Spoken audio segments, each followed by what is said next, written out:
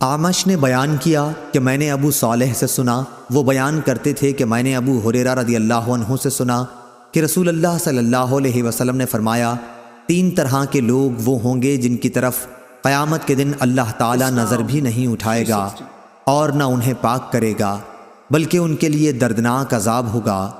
ایک وہ شخص جس کے پاس راستے میں ضرورت سے زیادہ پانی ہو اور اس نے کسی مسافر کو اس کے استعمال سے روک دیا۔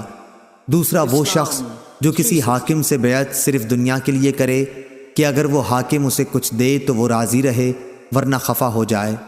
تیسرے وہ شخص جو اپنا بیچنے کا سامان عصر کے بعد لے کر کھڑا ہوا اور کہنے لگا کہ اس اللہ کی قسم جس کے سوا کوئی سچا معبود نہیں، مجھے اس سامان کی قیمت اتنی مل رہی تھی۔